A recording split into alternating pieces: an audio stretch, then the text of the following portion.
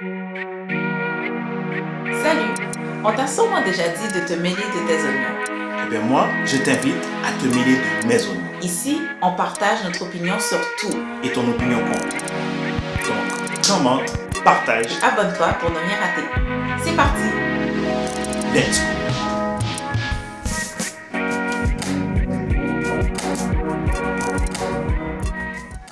Bonjour.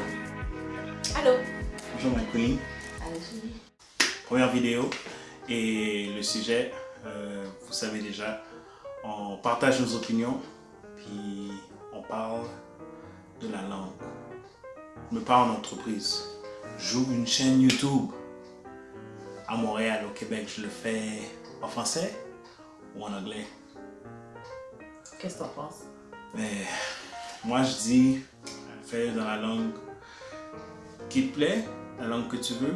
Même si on est au Québec, à Montréal, la réalité c'est que on est, comment je peux dire, entouré de l'anglais. Tout le monde parle anglais. Puis même ceux qui ne parlent pas anglais, mais ils consomment beaucoup de choses en anglais. Donc, moi j'ai pas de problème avec ceux qui, disons, qui sont francophones, mais qui décident, moi je vais me partir en anglais.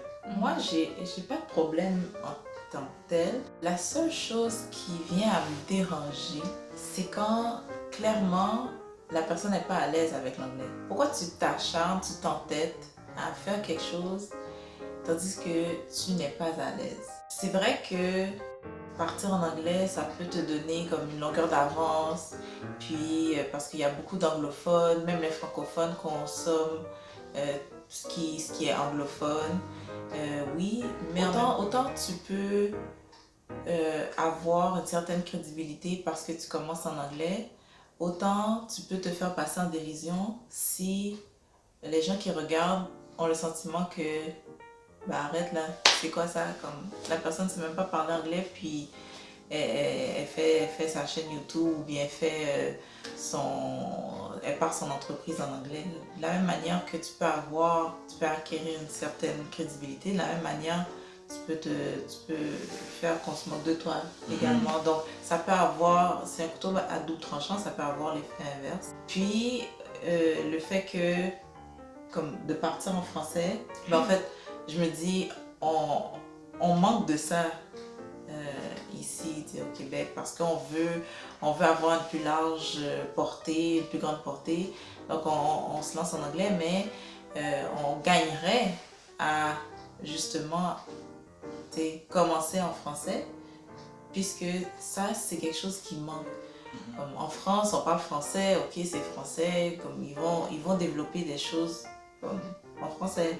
Ici au Québec, j'ai l'impression qu'on est beaucoup axé sur la culture états-unienne, anglophone, mais on gagnerait à commencer en français pour justement atteindre ce public-là parce que veut pas, il y en a qui sont plus à l'aise en français. Ils vont regarder des choses en anglais, ils vont consommer des produits anglophones, mais n'empêche que si le choix leur est donné, ben, ils vont choisir le français.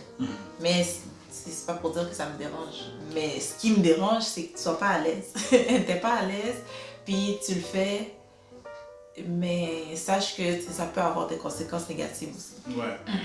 Ouais, ben, j'imagine que ça va dans les deux sens. Comme quelqu'un qui à la base est francophone, mais qui essaie de le faire en anglais, puis et son anglais est malouk.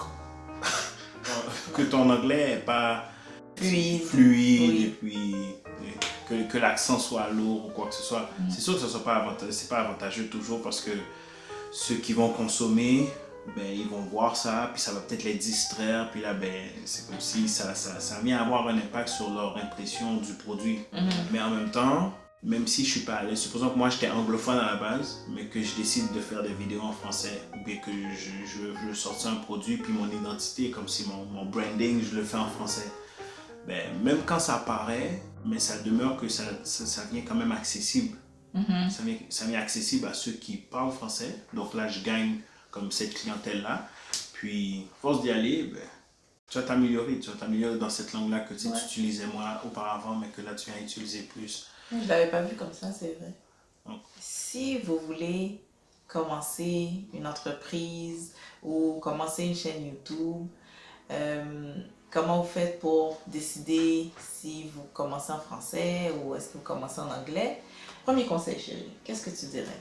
Mais moi, je dirais tout d'abord de rester vrai à soi-même. Ça, c'est un anglicisme. Ouais, Ouais. Stay true to yourself. ouais. Rester fidèle à soi-même. Ouais. T'aimes me corriger, toi. Fidèle. Donc, rester fidèle à soi-même. Si je suis francophone et je vis en français, ben mieux vaut que je me parle en français.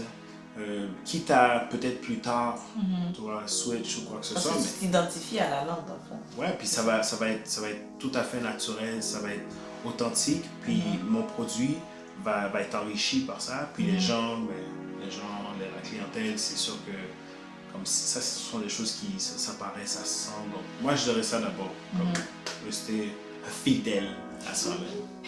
Moi, je dirais d'évaluer le niveau de confort que vous avez avec la langue. Parce qu'il se peut aussi que, comme tu es très à l'aise en anglais, mais comme ce que tu as besoin de véhiculer, tu vas mieux pouvoir le partager en français. Le dernier conseil, considérer la clientèle cible. Ouais. À qui tu veux vendre ton produit. En gros, on a partagé notre opinion sur ça.